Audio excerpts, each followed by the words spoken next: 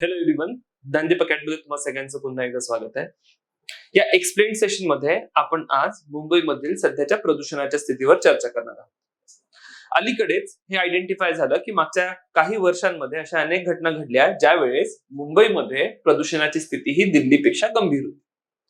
आता बऱ्याचदा आपल्याला माहिती आहे की प्रदूषणाच्या बाबत दिल्लीमध्ये अत्यंत गंभीर परिस्थिती असते आणि जेव्हा या किनारपट्टीच्या शहरांची चर्चा होते ज्यामध्ये मे बी मुंबई, चेन्नई, कोलकाता यांचा उल्लेख केला जाऊ शकतो, किनारपट्टीच्या शहरांमध्ये साधारणतः आपल्याला प्रदूषणाची स्थिती इतकी गंभीर दिसत नाही. त्याचं एक भौगोलिक कारण सुद्धा आहे, कारण की किनारपट्टीच्या स्थितीमध्ये आपल्याला सी ब्रीज, लँड ब्रीज म्हणजेच सागरी वारे आणि भूमीय वारे हे सतत वाहताना दिसतात आणि त्यामुळे या भागातील जितकंही प्रदूषण असतं ते सहजरित्या वाहून जातं आणि म्हणून मग किनारपट्टीच्या भागांमध्ये आपल्याला कधीच प्रदूषणाची स्थिती गंभीर होताना दिसत नाही.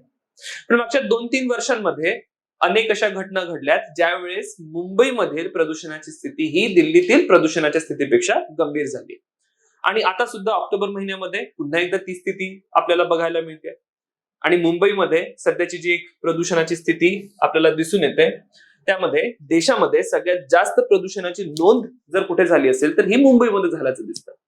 तर या सेशन मध्ये आपण तोच मुद्दा समजून घेणार आहोत की नेमकी काय परिस्थिती या ठिकाणी उद्भवली ज्यातून मुंबईमध्ये प्रदूषणाची स्थिती गंभीर झाली, काय काय त्याची कारणं आहेत आणि त्यावर काय उपाययोजना केल्या जाऊ शकतात, या सर्वांबाबत एक बऱ्यापैकी चर्चा आपल्याला या ठिकाणी करायची आहे. आता ही संपूर्ण चर्चा युपीएससी असो किंवा एमपीएससी असो दोन्ही परीक्षांसाठी अत्यंत महत्वाची असेल, कारण की जर तुम्हाला एक युपीएससीचे पीवायक्यूज आठवत असतील तर युपीएससीने मुख्य परीक्षेला एक प्रश्न विचारलेला की दिल्ली, मुंबई आणि कोलकाता ही तीनही लोकसंख्येच्या दृष्टीने तुलनात्मक शहरं आहेत आणि तरी सुद्धा दिल्लीमधील प्रदूषणाची स्थिती अत्यंत गंभीर आहे. तर हा जो प्रदूषणाचा मुद्दा आहे हा ऑलरेडी युपीएससीचा एक फेवरेट टॉपिक असल्यासारखा आपल्याला दिसून येतो. सिमिलरली एमपीएससीच्या डिस्क्रिप्टिव्ह पॅटर्न मध्ये सुद्धा आपल्याला कुठेतरी या मुद्द्यांवर प्रश्न विचारले जाण्याची शक्यता दिसून येते आणि म्हणूनच हा जो टॉपिक आहे अत्यंत महत्वाचा ठरतो. आता येऊया मुद्द्याकडे की नेमकं काय झालंय. सो या ठिकाणी आपण बघू शकतो, या ठिकाणी इंडियन एक्सप्रेसचं आर्टिकल आपण बघतोय ज्यामध्ये दिलेलं आहे की या आठवड्यामध्ये PM10 म्हणजे पार्टिक्युलेट मॅटर 10, तर जे प्रदूषण घटक असतील विविध वायू त्याच्यामध्ये असतात, काही पार्टिक्युलेट मॅटर असतात. पार्टिक्युलेट मॅटर म्हणजे हे तुम्हाला सॉलिड किंवा लिक्विड फॉर्म मधले काही पार्टिकल्स दिसतील ज्यांचा आकार जो आहे PM10 म्हटलं असेल तर 10 मायक्रोनचा त्यांचा डायामीटर असतो, PM2.5 म्हटलं असेल तर 2.5 मायक्रोनचा त्यांचा आपल्याला डायामीटर दिसतो. फाईन. सो या आठवड्यामध्ये जो PM10चा आकडा आहे हा दिल्लीपेक्षा जास्त आहे. फाईन. आणि मुद्दा मग या ठिकाणी येतो की अशा प्रकारची ही स्थिती मुंबईमध्ये आता निर्माण झालेली आहे, तर त्याचं एक्झॅक्ट रिझन काय आहे. या ठिकाणी न्यूज डिटेलमध्ये सगळे मुद्दे दिलेले आहेत की एक्झॅक्टली काय काय आकडे आपल्याला सापडलेले आहेत, मुंबईच्या वेगवेगळ्या भागांमध्ये नेमके किती आकडे आपल्याला सापडलेत. तर मुंबईमध्ये बघा AQI किंवा एअर क्वालिटी इंडेक्स ज्याला आपण म्हणतो त्याची नोंद झालेली आहे 191 आणि दिल्लीमध्ये याच वेळेस त्याची नोंद आहे 84. म्हणजे मुंबईमध्ये जी परिस्थिती आहे साधारणतः ही डबल आहे दिल्लीच्या स्थितीपेक्षा, जे आपल्याला या आकड्यांमध्ये दिसते. आणि मुंबईमध्येच मग आणखी काही भागांमध्ये गेलो, अंधेरी असेल, माझगाव असेल किंवा सायन असेल, बांद्रा कुर्ला कॉम्प्लेक्सचा परिसर असेल, या सगळ्यांमध्ये एअर क्वालिटी इंडेक्सचा जो आकडा आहे आता 200च्या पलीकडे गेल्याचं आपल्याला दिसून येतोय. राईट. म्हणजे स्थिती जी आहे अत्यंत गंभीर आहे. आता ही जी अत्यंत गंभीर स्थिती उत्पन्न होते त्याचा मानवी आरोग्यावर सुद्धा खूप मोठ्या प्रमाणात प्रभाव आपल्याला दिसून येईल.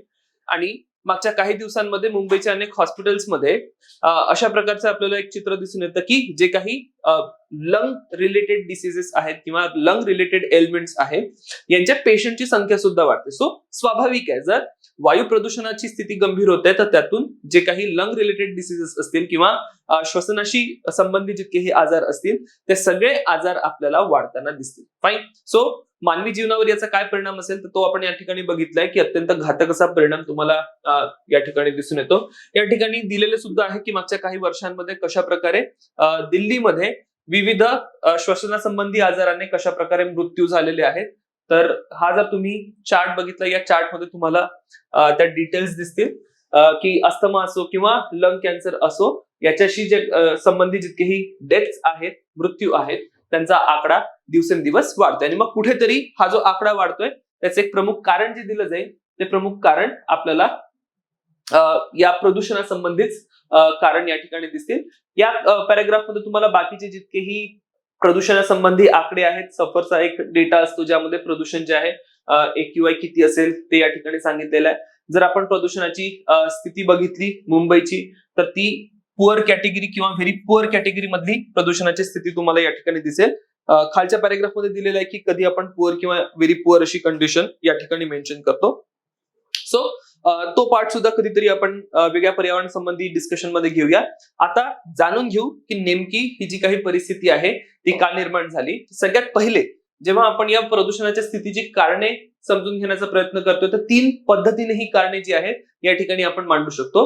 सगळ्यात पहिले मी या ठिकाणी मांडलेले आहेत नैसर्गिक कारणे, त्यानंतर हवामान बदलासंबंधी कारणे आणि सर्वात शेवटी मानव निर्मित ज्या गतिविधी असतील किंवा मानव निर्मित कारण ज्या या ठिकाणी असू शकतात त्या सर्वांची आपल्याला चर्चा करायची. सगळ्यात पहिले बघूया नैसर्गिक कारणे किंवा नॅचरल फॅक्टर्स काय काय आहेत ज्यामुळे या ठिकाणी प्रदूषणाची स्थिती जी आहे निर्माण झालेली आहे. तर जी ही प्रदूषणाची स्थिती आपण बघतोय प्रामुख्याने ऑक्टोबर महिन्यामध्ये आपल्याला गंभीर होताना दिसते, प्रामुख्याने मुंबईमध्ये. किंवा मागच्या वर्षीचा एक आकडा सांगायचा झाला तर ही स्थिती ऑक्टोबर मध्ये सुद्धा गंभीर झाली होती. ऍट द सेम टाइम आपल्याला डिसेंबरच्या आसपास पुन्हा प्रदूषणाची स्थिती अत्यंत वाईट होताना मुंबईमध्ये आढळली होती. जाणून घेऊया की नैसर्गिक स्थिती नेमकी काय निर्माण होते ज्यामुळे ऑक्टोबर सारख्या महिन्यांमध्ये मुंबईमध्ये प्रदूषणाची स्थिती अधिक गंभीर होते.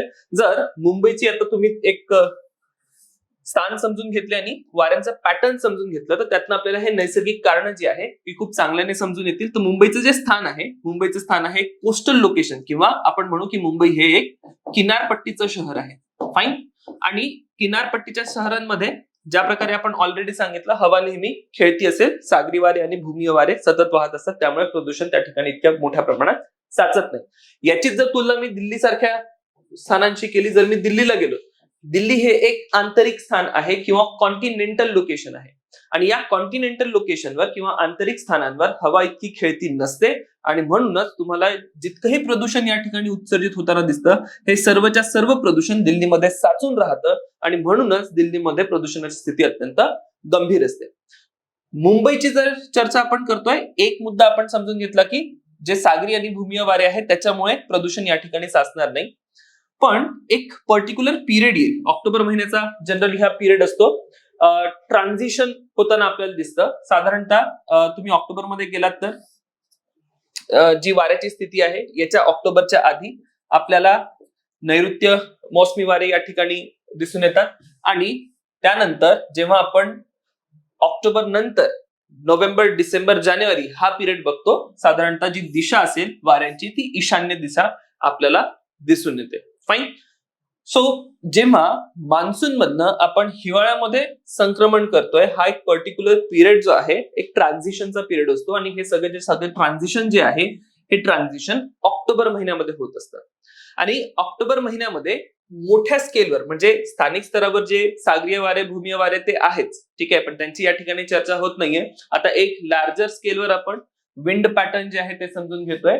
तर जून, जुलै, ऑगस्ट, सप्टेंबर मध्ये जे विंड्स होते साऊथ वेस्ट कडनं येत होते किंवा नैऋत्य दिशेकडनं भारताकडे येत होते आणि यानंतर ऑक्टोबर नंतरची जी काही परिस्थिती असेल तर वाऱ्यांची दिशा जी असेल ती ईशान्येकडून पुढे आपल्याला जाताना दिसेल. पण जेव्हा हे ट्रान्झिशन होतंय त्या ट्रान्झिशनच्या पिरियडमध्ये जर तुम्ही या भागांमध्ये बघितलं तर ऑक्टोबर महिन्यामध्ये आपल्याला खूप सुव्यवस्थितरित्या वाऱ्यांची दिशा प्रस्थापित झाल्याचं दिसत नाही. फाईन. पॉईंट नंबर 1 की आपल्याला एक्झॅक्ट वाऱ्यांची दिशा काय आहे ती प्रस्थापित झाल्याची दिसत नाहीये.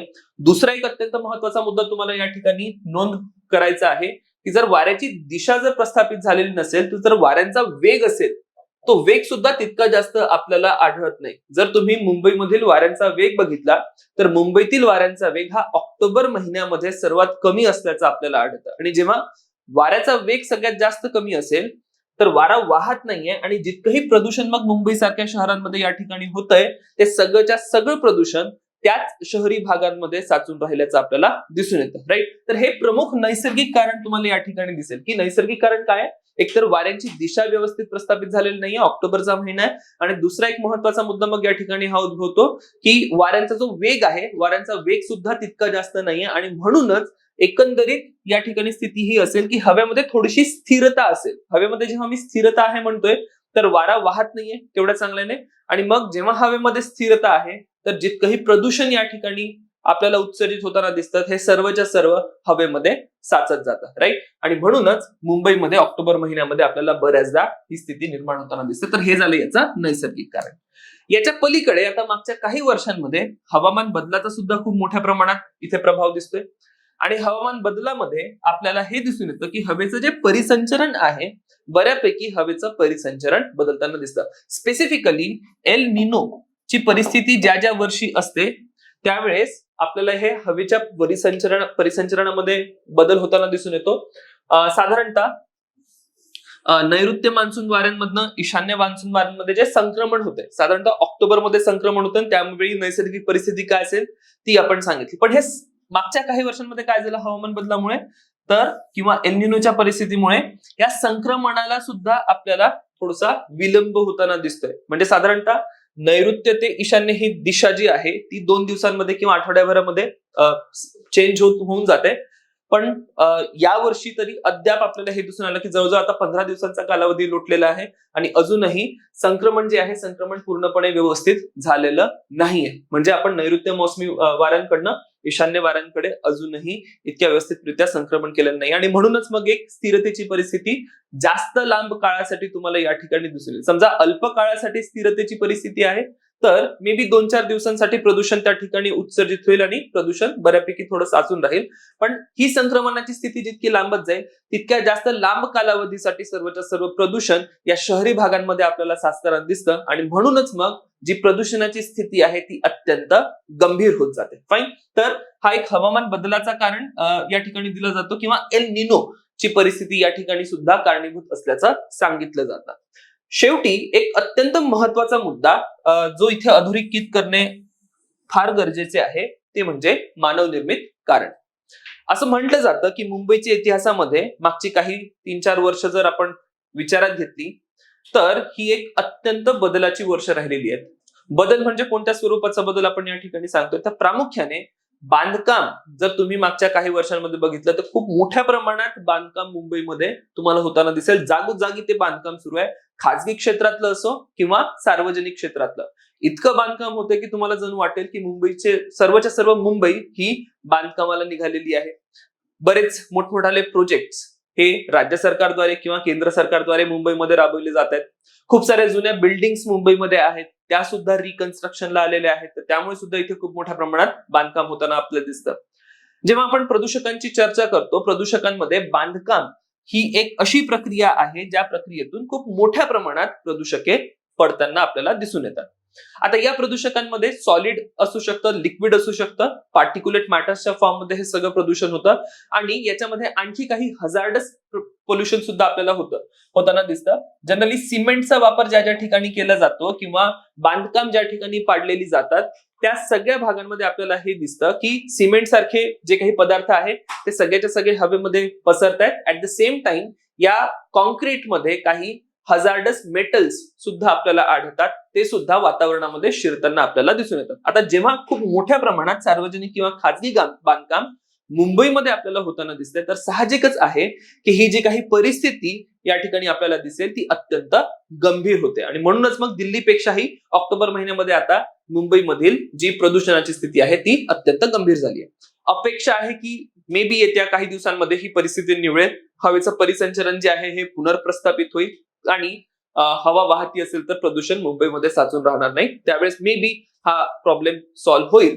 पण त्या व्यतिरिक्त सुद्धा यावर आपल्याला काही उपाययोजना करणे अत्यंत गरजेचे आहे. काय काय उपाययोजना या ठिकाणी केल्या जाऊ शकतात तर सगळ्यात पहिला आणि महत्वाचा मुद्दा हा आहे की मुंबईचा प्रदूषणाचा अनुभव काही खूप जास्त नाही, राईट. मागच्या मे बी 50 वर्षांचा जर इतिहास घेतला तर मुंबईमध्ये आपल्याला प्रदूषणाची स्थिती इतकी गंभीर होताना कधीच आढळलीच नाही. आणि म्हणून मग मुंबईमध्ये प्रदूषणाशी टॅकल करण्याला काही एक व्यवस्थित यंत्रणा आपल्याला निर्माण झालेली दिसत नाही. रिपोर्टिंग सुद्धा त्याचं इतकं व्यवस्थित होत नाही किंवा त्याच्यावर काय काय उपाययोजना केल्या गेल्या पाहिजेत किंवा कोणती यंत्रणा त्या प्रदूषणावर मात करण्यासाठी कार्य करेल हे आपल्याला या ठिकाणी मुंबईमध्ये आढळत नाही, राईट. आणि म्हणूनच मग एक एकंदरीत रिपोर्टिंग सिस्टम पासून तर प्रदूषणावर कार्य करणारी यंत्रणा आपल्याला या ठिकाणी आणणे अत्यंत गरजेचे आहे. सो सफर सारख्या काही रिपोर्टिंग सिस्टम्स आहेत ज्या एअर क्वालिटी इंडेक्स आपल्याला प्रेझेंट करतात, आणि याचं जे काही नेटवर्क आहे ते मुंबईमध्ये नेटवर्क खूप मोठ्या प्रमाणात वाढवणे गरजेचे आहे, जेणेकरून मुंबईच्या वेगवेगळ्या भागामध्ये प्रदूषणाची नेमकी स्थिती काय आहे ती आपल्या समोर येईल. त्यानंतर दिल्ली सारखा ग्रेडेड ऍक्शन प्लॅन या ठिकाणी असला पाहिजे. ग्रेडेड ऍक्शन प्लॅन म्हणजे काय, तर मुंबईमध्ये जर प्रदूषणाची स्थिती हाताळण्याची एक मेकॅनिझम तुम्ही बघितली तर त्यामध्ये काय केलं जातं, हा जो एअर क्वालिटी इंडेक्स असेल, एअर क्वालिटी इंडेक्स जसा जसा बदलत जाईल, जसा जसा हा वाढत जाईल, तशा तशा काही रेस्ट्रिक्शन्स खूप साऱ्या ह्युमन ऍक्टिव्हिटीजवर येताना आपल्याला दिसतात, राईट. आणि मग ते जे रेस्ट्रिक्शन्स आहेत त्या रेस्ट्रिक्शन्स मधनं आपण पूर्णच्या पूर्ण बंदी घालत नाही, राईट. समजा 100च्या वर एअर क्वालिटी इंडेक्स गेला तर काही ज्या काही ह्युमन ऍक्टिव्हिटीज आहेत त्या काही कालावधीसाठी बंद केल्या जातील. 200च्या वर गेल्यात तर आणखी काही ह्युमन ऍक्टिव्हिटीज ज्या आहेत त्या बंद केल्या जातील, so on and so forth, right. So जसा जसा एअर क्वालिटी इंडेक्स चेंज होत जाईल तसा तसा आपण या ठिकाणी काही ऍक्शन घेत जाऊ, काही गोष्टींवर रेस्ट्रिक्शन आणत जाऊ, काही मानवी क्रिया थांबवत जाऊ, जेणेकरून प्रदूषण आपल्याला नियंत्रणात आणता येईल. तर दिल्ली सारखा एक ग्रेडेड ऍक्शन प्लॅन आता मुंबईला सुद्धा अंमलात आणणे अत्यंत गरजेचे आहे, राईट. त्यानंतर प्रदूषणावर नियंत्रण करण्यासाठी खूप साऱ्या उपाययोजना शॉर्ट टर्म ड्युरेशन साठी केल्या जाऊ शकतात किंवा लॉंग टर्म ड्युरेशन साठी केल्या जातात. अगेन दिल्लीमध्ये ज्या काही उपाययोजना केल्या जातात त्या आपण या ठिकाणी राबवू शकतो. काही अँटी एअर गन असतात, त्या सगळ्या मिस्ट जे काही स्प्रे केलं जातं तसं सुद्धा आपण या ठिकाणी करू शकतो. आरोग्य संबंधी जी काही व्यवस्था असेल ती सुद्धा मजबूत करणे अत्यंत गरजेची आहे, कारण की एका झटक्यामध्ये एका इन्स्टन्समध्ये सर्वच्या सर्व प्रदूषण आपण दूर करू शकत नाही. पण मग प्रदूषण होत असताना जे श्वसनासंबंधी विकार या ठिकाणी डेव्हलप होताना आपल्याला दिसतात, त्यांच्यावर काहीतरी नियंत्रण यावं किंवा त्यांच्यावर काहीतरी आपल्याला उपाय करता यावे, त्यासाठी आरोग्य संबंधी यंत्रणा जी आहे ती अत्यंत मजबूत असली पाहिजे. आणि फायनली हवामान बदल असेल, यासारख्या ज्या घटना होत आहेत ज्यामुळे आपल्याला एकंदरीत वाऱ्याचं परिसंचलन असेल किंवा इतर वातावरणीय घटना असेल त्यावर प्रभाव पडताना दिसतो, तर एक दीर्घकालीन उपाययोजना आपल्याला हवामान बदलावर आखणे हे अत्यंत महत्वाचे आहे. आणि अशा प्रकारे आपण मुंबईच्या प्रदूषणाच्या स्थितीवर बऱ्यापैकी नियंत्रण मिळवू शकतो. फाईन. येणाऱ्या दिवसांमध्ये अजून काही डिटेल्स या पर्टिक्युलर टॉपिकवर आपल्याला बघायला मिळतील, तर तेव्हा पुन्हा एकदा आपण हा टॉपिक डिस्कशनला घेऊया. Till then, thank you.